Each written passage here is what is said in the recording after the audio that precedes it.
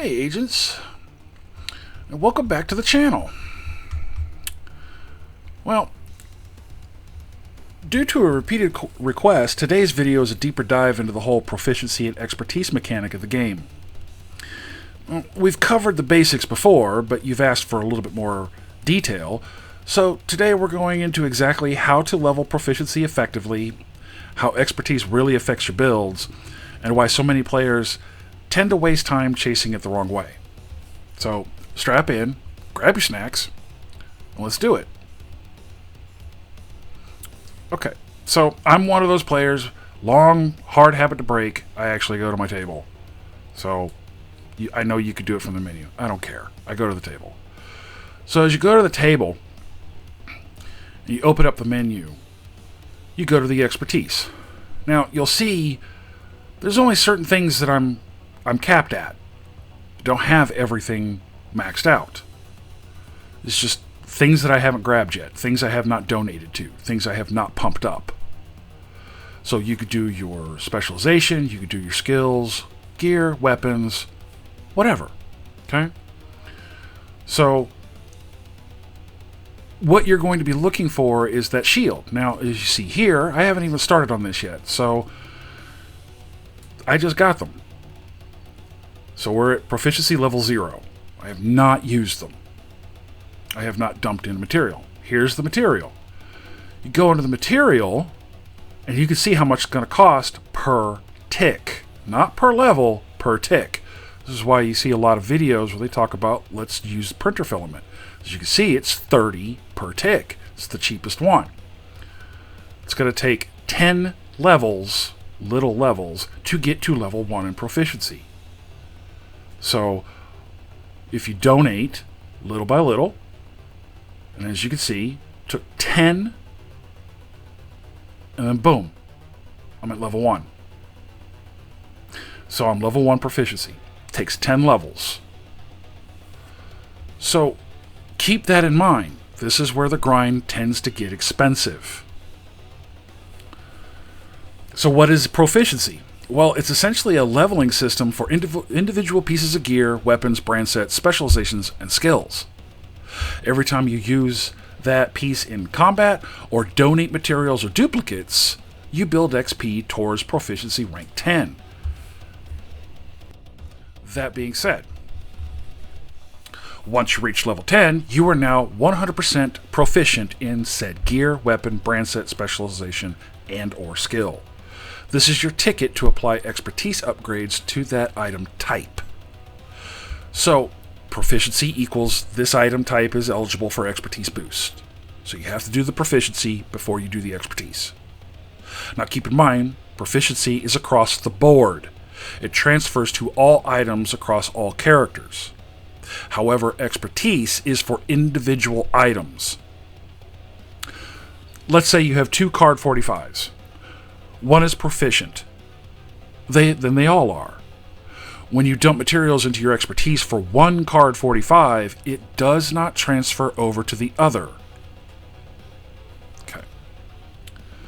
So, proficiency is your account-wide system to prepare your gear, weapons, and skills to max level stats.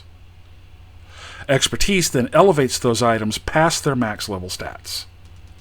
Every expertise level you gain lets you apply a small stat bonus. 1% armor per level for gear, 1% weapon damage per level for all your weapons, and 1% skill power per level for each skill. Each individual piece of gear can be upgraded multiple times if you have enough materials and resources. And the new cap since Battlefield for Brooklyn launched is level 30. So if you have enough material and resources, you can level up a weapon to level 30, which means it will then have 30% more weapon damage on top of its maxed out base damage. A gear piece would then have 30% more armor on top of its maxed out base armor. Give you an example. You become proficient with the Dark Winter. Dumping materials to increase expertise upgrades on said Dark Winter means it will hit harder. Max expertise in your mask is 30% more armor. 6 pieces of armor, all maxed out in expertise, equals 180% additional armor. Now, in order to increase your expertise level, you have to make all your weapons, gear, specialization, and skills proficient. So as you can see, there's a grand total of 432 items in your library to upgrade. I took 6 pieces of the same brand set of gear. I started with Grupo Sombra. Mask, chest, halter, backpack, gloves, and knee pads. I took an AR, an SMG, and a pistol. Honestly, I really don't exactly remember which weapon I took. It's been a while. I just remember which brand set I started with. Anyway, I ran 2 or 3 countdowns, and by the time I finished those runs, I was proficient in Grupo Sombra. The gear I used wasn't great. It wasn't even maxed out. It didn't even have the right attributes or talents I'd rather use. Once I was done with Grupo Sombra, I then dumped that gear and ran with Providence Defense. And then I rinsed and repeat until I was proficient in most of the gear set brand's sets.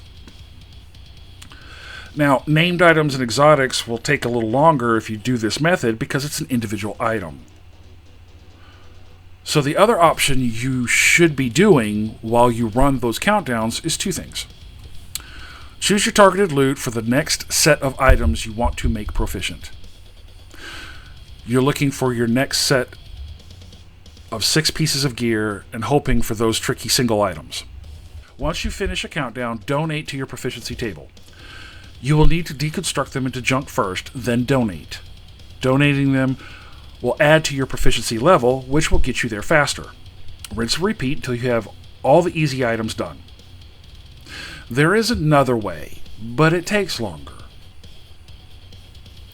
Put on your gear and weapons, dealer's choice, and just run the game. Basic game XP will make the items proficient. Whether you run countdown or just play the game organically, you don't even need to use the weapon or skills to level up the proficiency. I mean, it helps, and using them speeds things up, but you just have to wear it. Now, the XP distribution secret: damage done by the specific weapon equals proficiency XP for that weapon type. Usage done with your skills equals proficiency XP for that skill type. Gear proficiency equals as long as it's equipped, any kill contributes. Once you are proficient, you need to approach the expertise with a little bit more of a discerning eye. I have some very strong recommendations before you start down the path of expertise. Firstly, you start with the build you're going to use most often. The go-to build, the one you use for most of the game. Secondly, you take said build and you max out all the attributes first. I cannot stress this enough. If your weapon damage on whatever weapon you're using is 4%, it makes 0 sense to dump materials into the expertise leveling up of that weapon before you max it out. The same goes with your gear pieces. Why dump expertise into your backpack if the armor attribute is 6%? So max out all your attributes first. Then start on your expertise. Okay, the real grind of the game. The materials you're going to need: polycarbonate, steel, titanium, printer filament. Exotic components. You will need exotic components for all upgrades at a certain point. So break down those exotic pieces down. Once you've made them proficient, you don't need them anymore. And those exotic materials, we all know those are the real rarest bottleneck. So don't waste them unless you're sure. So how do you get more materials fast? Well, countdown. You'll hear me say countdown a lot. It's a massive loot plus materials. Deconstruct targeted loot drops instead of selling them. Control points level 4 give gear and resources. The grocery run. The grocery run. This is my little resource loot rampage I do in East Mall. I have a video showing the run. It's an older video and very rough, but you'll get the idea. It's also a longer format video, but I'll leave a link for it below. And if time is an issue and you can't watch the video, here's the basic rundown. Make sure all control points at East Mall are friendly. Start with the Metro Ruins. Loot everywhere and everything there. Do not fast travel. Walk from control point to control point. The land areas between them are filled with cases, caches, and boxes that will give you more loot than you know what to do with. If you have multiple characters, rerun it. Those cases, caches, and boxes reset every day at 3 a.m. East Coast time. It takes about 20 to 30 minutes each run, depending on how fast you run through it. Remember, don't donate blindly. Focus on your main weapon types, your most used brand sets, your core skills, things like that. Now, some common mistakes are wasting materials upgrading items you rarely use or will never use. Chasing proficiency for everything. Focus on what you actually run first. Ignoring targeted loot. It's the fastest way to fill up proficiency without pure combat grinding. Forgetting to equip the gear or weapon when doing content. Each expertise level gives permanent power. It's not like the journey or seasons. 30 levels equals 30% weapon damage, 30% armor to your gear if it's maxed out, 30% skill power permanently. It stacks on top of your core attributes, brand bonuses, and talents. Even +2 or +3% can turn a decent build into a strong one, especially in PvE. Now, in PvP, expertise counts, but diminished returns due to normalization and conflict, but in the Dark Zone, it's very real.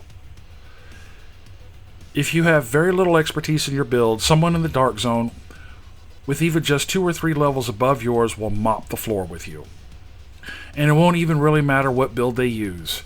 If they're level 30 and just a skill build and you're a DPS or armor build in just one level, I'll let you finish that thought.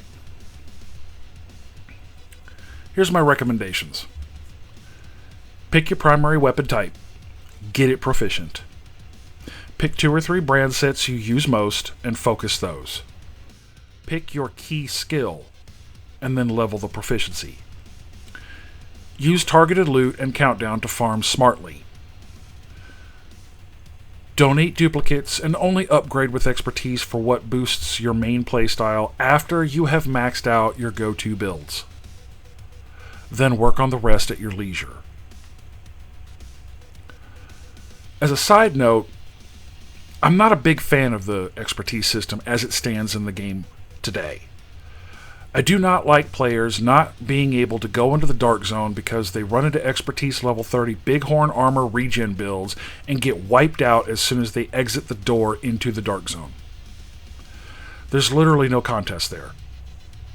And those expertise level 30 Bighorn armor regen players, it's not PvP when you're punching down and you know it.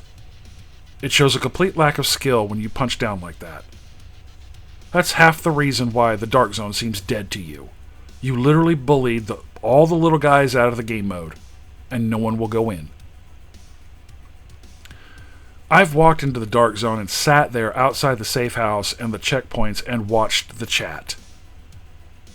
And I've watched them complaining how the DZ is dead. Where's everyone at? And lo and behold, most of them are expertise level 30 wearing the Bighorn armor regen builds. Gee, I wonder why. I think the system could be better in brackets. Levels 1 through 10 should only encounter other players levels 1 through 10, and so on and so forth. But if I'm being 100% honest, the system should be canned completely.